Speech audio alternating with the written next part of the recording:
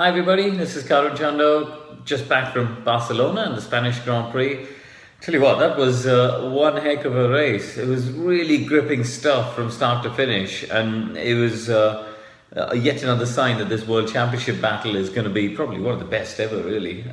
We see such close margins in qualifying and the race, and the way Ferrari and Mercedes are having to juggle things is just absolutely brilliant. And I think for everyone watching, the World Championship battle is really going to be an interesting one. I mean, starting off the weekend, Barcelona is traditionally the race where we know everybody bring updates. Most of the teams bring bits and pieces, to other races. But traditionally, the start of the European season, it's the first time they would have done 4 races, had 4 races of data, and they're back in Europe. So logistically, it's a lot easier to be bringing new parts from the factory. So really, Friday was all about looking around and seeing who brought those bits. And in the end, I think it's fair to say that Mercedes were the ones that really, from the outside, visually and visibly, looked to have made a big upgrade. Having said that, when you look, you have to, take it all with a pinch of salt, because we, on the outside, don't know the philosophy behind those designs. We don't know whether there are bits and pieces that teams have done under the radar, under the skin, that we can't see. Engine upgrades is a classic one. Weight, again, we can't really tell those sort of things.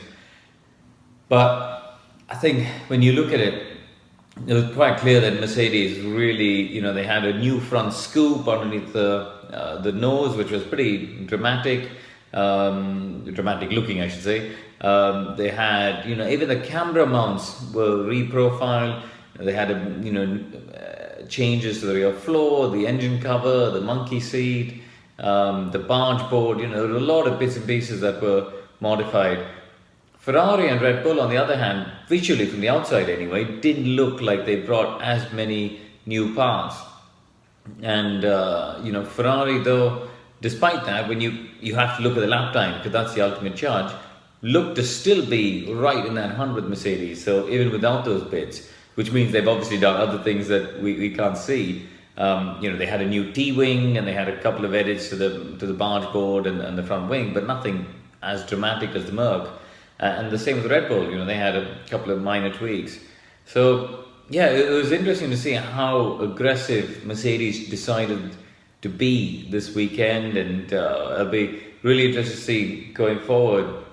Monaco's a bit unique anyway, but going forward from the next one onwards, really what bits and pieces people bring.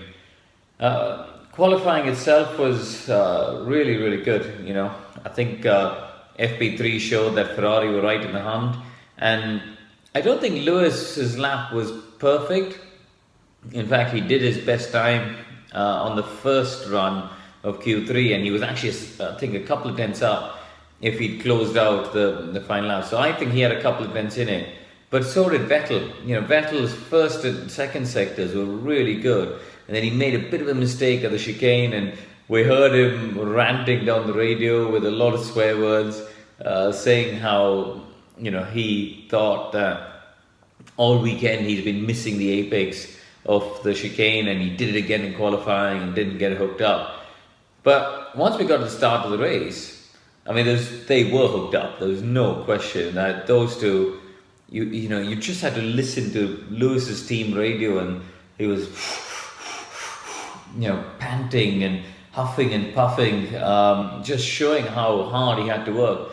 And I think that's great. I think whether you're watching the Olympics or the Tour de France or any top line physical sport, swimming is another classic one. You want to see these people, the athletes on show, using every little bit of energy they've got and putting in that 100% maximum effort to get the result. And I don't think we'd seen that in the past. So this generation of cars from 2017 has certainly helped that, I think. The physical strain on the drivers are really gone through the roof.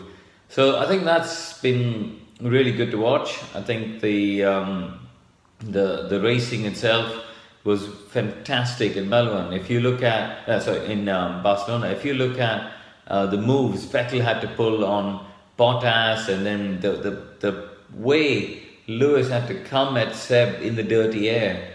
I think, the racing was really good, and we're seeing once again those quality moves. Okay, Lewis's move on Seb was still DRS assisted, but he had to be there. He had to be there in the middle sector and the final sector in the dirty air to be close enough to make the move. And actually, I think the racing has been absolutely brilliant on Sunday. So, where do we think this weekend was a bit different? Well, I think Mercedes, particularly, were really good at thinking on the go. They made the interesting choice of going to the medium tyre in the second stint of the race. They prolonged Lewis's first stint by I think it was 9 laps over Seb, which meant that he had less to do in the next two. And then they went to the medium tyre on the heavy fuel. And as soon as they had the virtual safety car, although they pitted as the VSC was ending, they still gained a benefit, I think, because Lewis was already into the pit lane at that point. So they gained some benefit from that.